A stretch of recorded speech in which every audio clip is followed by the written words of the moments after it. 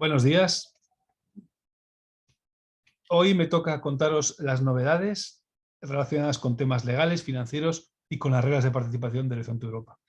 Será una presentación de unos 20-25 minutos y como será una presentación grabada, pues las preguntas quedamos a vuestra disposición para resolverlas con los contactos que os dejaré al final también. A nivel general, lo primero que quería deciros es que han cambiado algunas de las reglas generales. Los cambios son mínimos en relación con Horizonte 2020, pero hay algunos relevantes. Primero de ellos es que de las 3 entidades, en aquellos proyectos que requieran un mínimo de 3 entidades legales independientes, ahora mismo en Horizonte Europa una ha de estar en un Estado miembro. También existen la posibilidad de excluir a entidades de terceros países e incluso entidades de países miembros y asociados por razones estratégicas, de interés estratégico, de autonomía o de seguridad de la Unión. Y esto tiene que estar explícitamente mencionado en las convocatorias.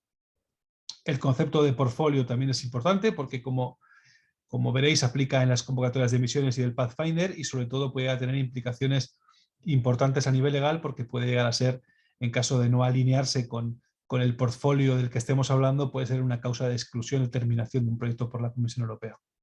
Y el do no significant harm principle sigue siendo también un requisito en la mayor parte de proyectos de Horizonte Europa. A nivel general también, en cuanto a asociación de terceros países al programa, actualmente ya hay 12 países asociados a Horizonte Europa. La lista la tenéis aquí. Y en los que están en proceso, siguen en proceso de negociación, está Ucrania, están Túnez y Albania, Islas Feroe y Marruecos, que como veis cada uno en un nivel distinto de desarrollo de la negociación, pero siguen pendientes de firmarla y de implementarla o de que entre en vigor dicha asociación. En el caso de Reino Unido, a día de hoy siguen siendo considerados un país asociado a todos los efectos, es decir, que a nivel de propuesta sus participantes han de ir con su propio presupuesto y han de ir como si fueran un Estado miembro o un Estado asociado más. ¿Okay? El problema se plantea cuando llega la firma del Grant Agreement y el socio del Reino Unido o el acuerdo marco de cooperación no se ha firmado y por lo tanto hay que trasladar, cambiar el perfil del socio de Reino Unido a la figura de Associated Partner, que luego veremos, y ya no como beneficiario. Y si son coordinadores, pues cambiarlos porque no pueden hacer la coordinación. Como digo, si llegado el momento de la firma del Grant Agreement no está validado este acuerdo, esta asociación al programa. Suiza lo tiene más difícil porque depende de una ratificación de un acuerdo bilateral general entre la Unión Europea y el país y Suiza.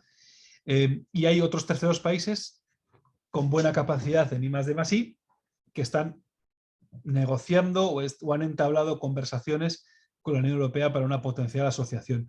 El que más cerca está, estando aún relativamente lejos, es Canadá a día de hoy. Y tenéis todas las condiciones de financiación para terceros países en la guía de programa que aquí os incluyo, e incluso una guía sobre qué instrumentos de financiación están poniendo en marcha terceros países para financiar a sus participantes en el programa Horizonte Europa. En cuanto al Model Grant Agreement o acuerdo de subvención general, lo voy a dividir en dos porque sé que ahora mismo hay mucho interés por el Grant Agreement general, pero también lo hay por el Grant Agreement de LAMSAM. En cuanto al Grant Agreement general, los criterios de elegibilidad no cambian en relación con Horizonte 2020 y son los que aquí podéis leer y que no me detengo en ellos porque son puro sentido común, pero a veces conviene resaltarlo o recordarlo para no equivocarnos. Y en cuanto a los tipos de costes, pues también siguen siendo los mismos con algún cambio de nomenclatura, de nombre, pero en definitiva los mismos que en Horizonte 2020, costes de personal, subcontrataciones, las contrataciones que ahora llamamos purchase cost, otras categorías de costes, costes indirectos que siguen siendo el 25% de los directos, al igual que en H2020, e ingresos. Voy a ir viendo cada uno de ellos en base a la tabla del presupuesto que aparece en las propuestas de Horizonte 2020.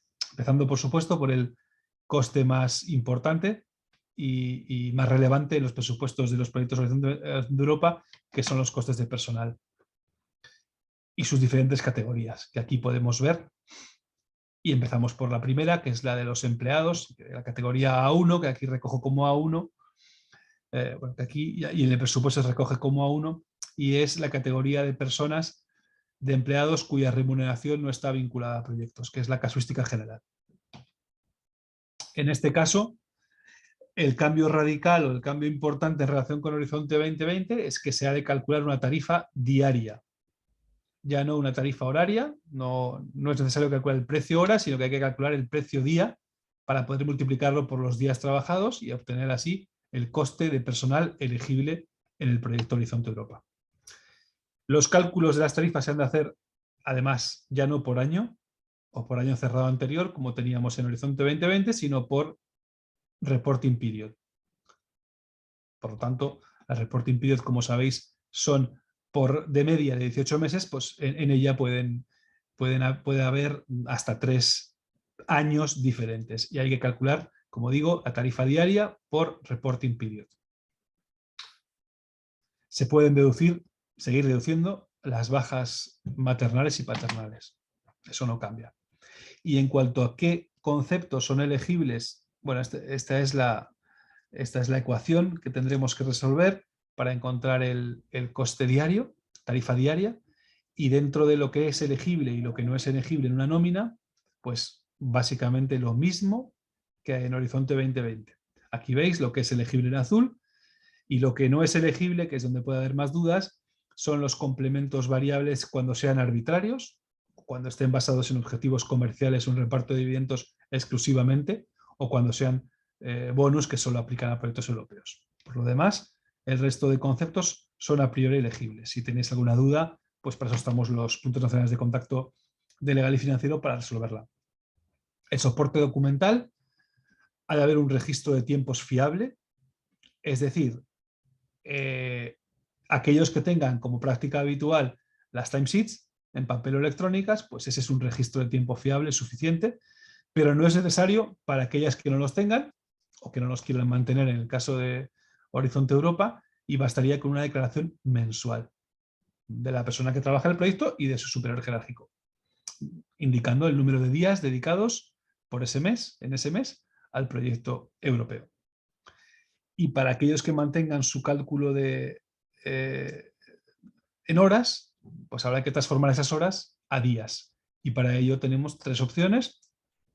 Es decir, la número 1, en base al número medio de horas que la persona debe trabajar por contrato. ¿Okay? Si la persona tiene 7 horas por contrato al día, pues esa será la tasa de conversión para transformar las horas en días de cara a Horizonte Europa.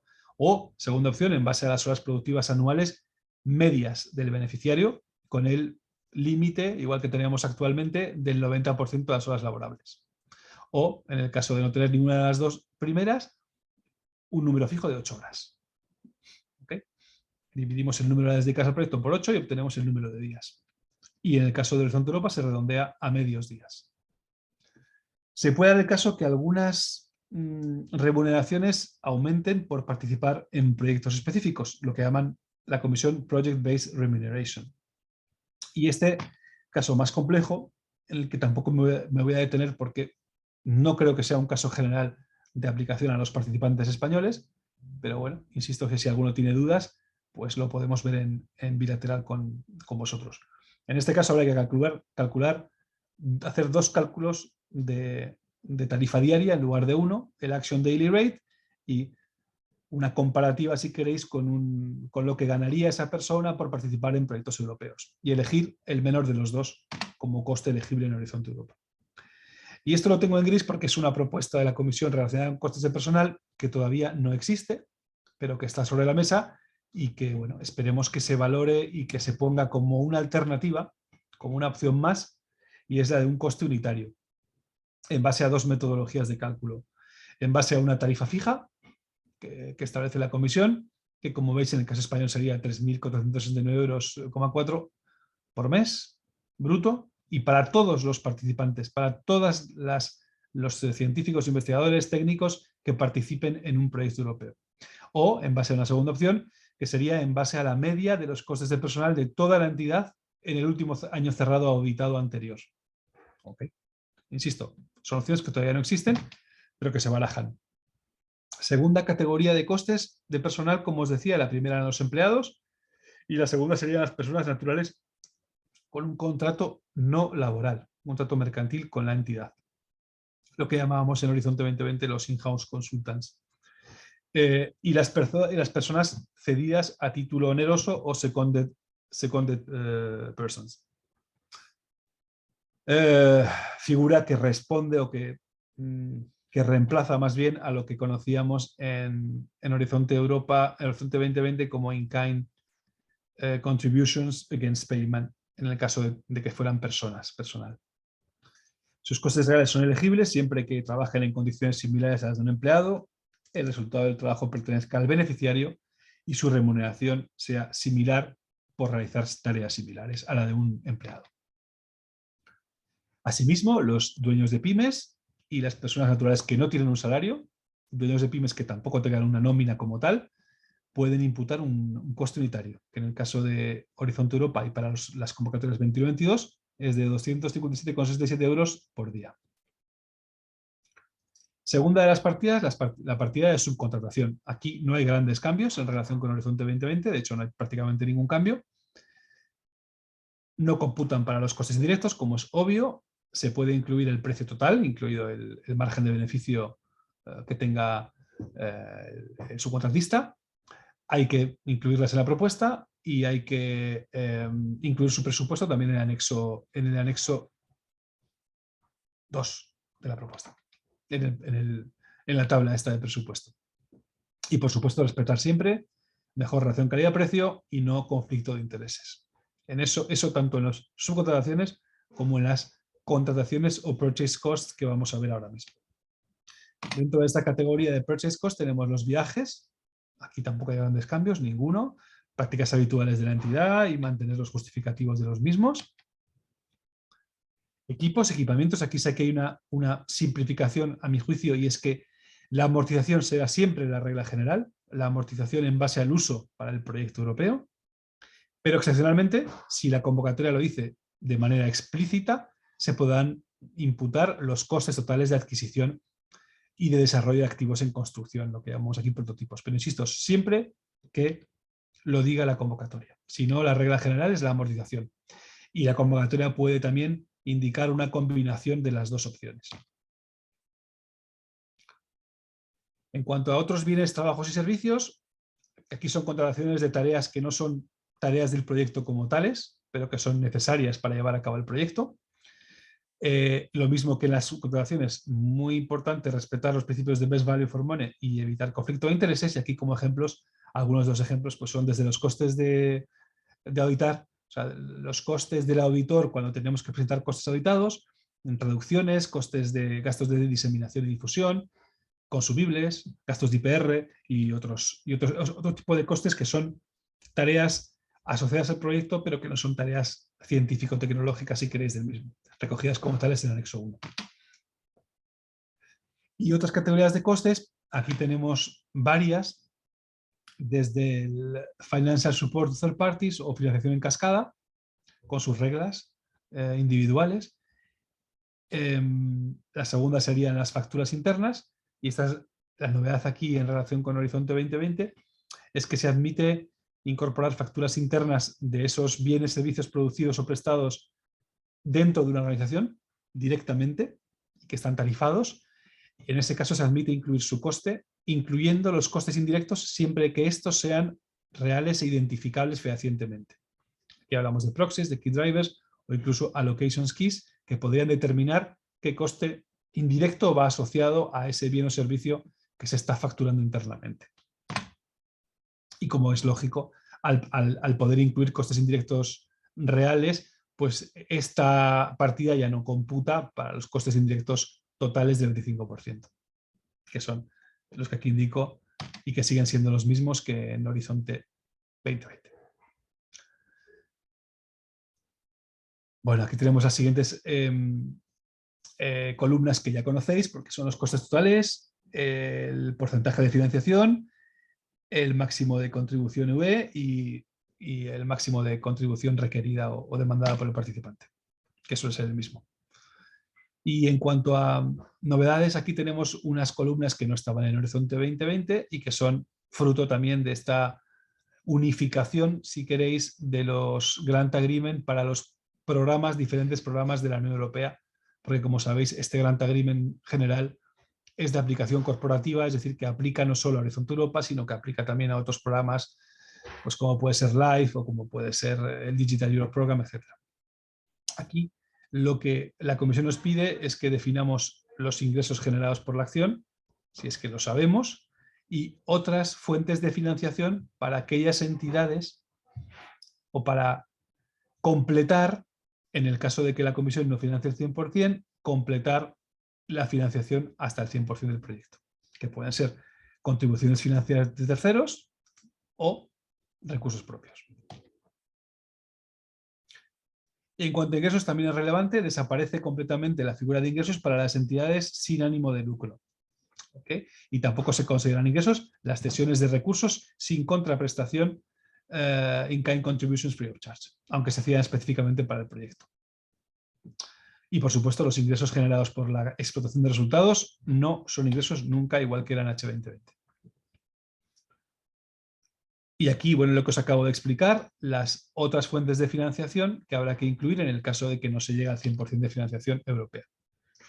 Y en cuanto al Model Grant Agreement del LAMSAM, que también es relevante en este caso porque cada vez va a haber más convocatorias, aquí se amplía el tamaño de las propuestas a 70 páginas, como tema práctico creo que es importante.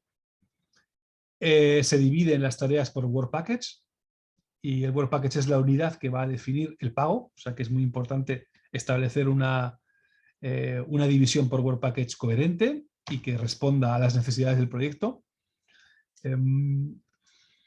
Habrá que adaptar, obviamente, la gobernanza y los mecanismos de control y de seguimiento. Habrá que hacer un mayor análisis del riesgo, porque sí que hay cierto riesgo entre los participantes en un Work Package, por ejemplo, porque puede ser caso que algunos terminen sus labores y otros no, y el Work Package a priori no se paga más que cuando está completado al 100%. Y algunos detalles más que aquí os dejo para vuestra consideración, como adaptar la liquidez, etc. Dos modelos, uno definido por la comisión y otro que tiene que definir el propio participante en la propuesta. Hablamos del presupuesto, del precio, digamos, si queréis llamarlo de alguna forma, el precio del LAMSAM. Y en cuanto a su... directamente si nos vamos a la propuesta, al template de la propuesta del LAMSAM, bueno, pues aquí vemos que las propuestas deben proporcionar un desglose del presupuesto del LAMSAM por Work Package, como os decía antes. Y cada uno de los Work Packages con las partes asignadas a cada participante, affiliated entity, associated partner, el que sea. Y el pago vinculado, como también os comentaba, a la finalización. ¿Qué es un Work Package? Pues bueno, aquí os lo dejo. No es una tarea, es evidente que tampoco va a ser un Work Package como los que tenemos al uso actualmente, y los Work Packages transversales se acepta que se distribuyan entre los diferentes periodos de reporting para ir cobrando a medida que se van cumpliendo las acciones. Y lo más relevante a mi juicio es que ahora la Comisión en este tipo de proyectos os pide un cuadro de presupuesto más detallado aún. Es una tabla Excel, que aquí, bueno, este sería el presupuesto general, que aquí no cambia nada en relación con el presupuesto general de un proyecto normal, pero sí que a nivel de Work Package os pide un detalle mucho más fino de los diferentes costes. Por ejemplo, si nos vamos al primero, en costes de personal, pues vemos que nos pide diferenciar entre tipo de científicos junior, senior, técnico, etc. Así que más trabajo a nivel de propuesta, sin duda.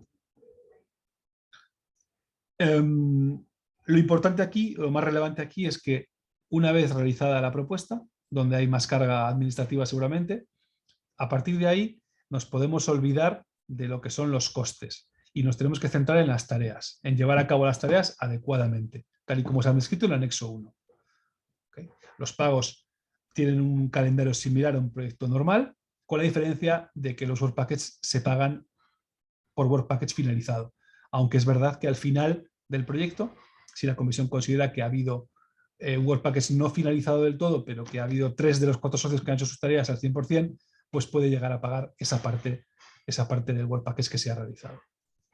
Y las revisiones, auditorías, bueno, pues hasta la fecha no ha habido auditorías de proyectos lump sum, de los pilotos del 2018, pero aquí, como una vez más, centrarnos en guardar la documentación, la justificación de que las tareas se han llevado a cabo, no tanto de que los costes se han incurrido.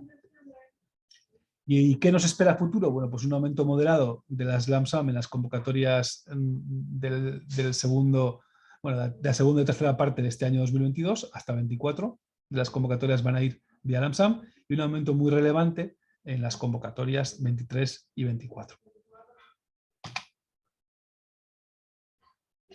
Etapas siguientes, bueno, ¿qué os puede ser útil para las lump sum? Bueno, hay una guía rápida, al final os incluiré el link a toda esta documentación, una guía completa que está en elaboración y que espero se publique en breve, probablemente en mayo, y un evento que organiza la Comisión Abierta a todo el mundo el 19 de mayo sobre lump sum, para quien esté interesado o quien tenga alguna lump sum en sus convocatorias. No sé, disculpadme si en este Work Program de seguridad hay alguna, pero en cualquier caso creo que es relevante de cara al 23, donde sí las habrá seguro en prácticamente todas las convocatorias. A nivel de participantes,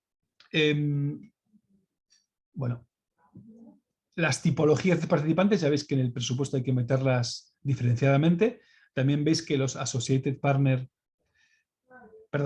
participantes, beneficiarios y affiliated entities tienen que meter sus presupuestos detallados en cada una de las columnas y en cada una de las partidas. En cuanto a Associated Partner, lo único que se nos pide es meter el presupuesto general, porque es un socio que no va a financiar la Unión Europea, insisto, en la partida, en la columna que corresponda, si son contribuciones financieras de un tercero, de un estado tercero que les financia, pues por ejemplo Suiza, donde su estado financia a los participantes suizos, lo meterían en Financial Contributions, y si fueran recursos propios, pues lo meterían en Own Resources. Y el tipo de entidades, pues las entidades afiliadas es algo muy similar a lo que tenemos hoy denominado en Horizonte 2020 Link Third Parties, donde hay un vínculo económico legal que no se limita al proyecto europeo y tienen prácticamente el mismo trato que un socio, siempre que sabiendo que al final que la responsabilidad final es del beneficiario que las incluye. Y la figura más nueva y seguramente más compleja es la de Associated Partner. Son entidades que no reciben financiación europea y que están vinculadas a uno, a varios o a todo el consorcio. Se han de incluir sus tareas porque realizan tareas del proyecto sin límite específico en el apartado 3b de la parte B de la propuesta. No firman grant agreement ni reciben financiación, pero es importante asumir que al realizar tareas en el proyecto, el socio, socios o consorcio que los incorpore tiene que contemplar su participación, sus derechos de acceso, sus derechos y obligaciones en definitiva, en un acuerdo bilateral, a varias bandas o en el propio acuerdo de consorcio, que puede ser lo más seguro seguramente para los participantes. No sé si será operativo, pero esa es la recomendación a día de hoy. Las cesiones de recursos contra pago desaparecen. Como os decía, si es personal lo que se cede, hay que irse a los requisitos de seconded personnel, A3 en el Grant Agreement. Y las contribuciones gratuitas se mantienen y se declaran como costes directos, desapareciendo la distinción entre si es dentro de las instalaciones o fuera de las instalaciones del beneficiario. Y en cuanto a implementación, y ya voy terminando, seguirá siendo posible que la Comisión verifique la viabilidad financiera de, en principio, coordinadores, solamente coordinadores cuando la subvención solicitada supere los 500.000 euros, pero en otros casos, si la Comisión considera que hay un riesgo en algún otro participante, también lo podría hacer, y sigue habiendo una herramienta para verificar la viabilidad, autoverificar la viabilidad financiera de una entidad, que podéis utilizar para saber si tenéis una viabilidad, una capacidad financiera satisfactoria o no, y en el caso de ser que no, pues tomar las medidas necesarias, como por ejemplo no coordinar, etc. Y lo mismo que en Horizonte 2020, pero ahora con un threshold superior, los proyectos que tengan una contribución europea superior a 430.000 euros tendrán que presentar sus costes auditados. ¿Y qué diferencia hay? que en Horizonte 2020 dan 325.000 sin contar costes indirectos. En este caso hay que contar los costes, hay que contabilizar todos los costes y si se superan los 430.000 euros, presentar los costes auditados. Una vez al finalizar el proyecto, igual que en H2020. Y su coste, en el caso de ser obligatorio, superar 430.000 euros, es elegible como Other Costs en la categoría de Purchase Cost. Y más información, aquí es donde os dejo todos los accesos a la documentación necesaria para hacer las cosas bien, si podemos decirlo así, o para no tener problemas. Un poquitito más en relación con el AMSAM, todo lo que tenemos sobre el AMSAM hasta la fecha, incluida la guía rápida que se acaba de publicar hace unas semanas. Y por supuesto los datos de contacto nuestro de ECPs de Legal y Financiero, donde bueno, estamos a vuestra disposición para resolver. Esta presentación ha sido muy rápida, muy general, pero la idea es que os suenen las cosas y una vez que os pongáis con ello, pues podáis acceder o recurrir a nosotros en el caso de necesitarlo, y somos, como veis, pues 5, actualmente 4, pero 5 en breve, NCPs de Legal y Financiero a vuestra disposición para resolver las dudas que tengáis. Y sin más, os agradezco la atención, siento que esta comunicación unidireccional, pero seguimos abiertos a vuestras consultas y a vuestras dudas, como siempre. Un saludo.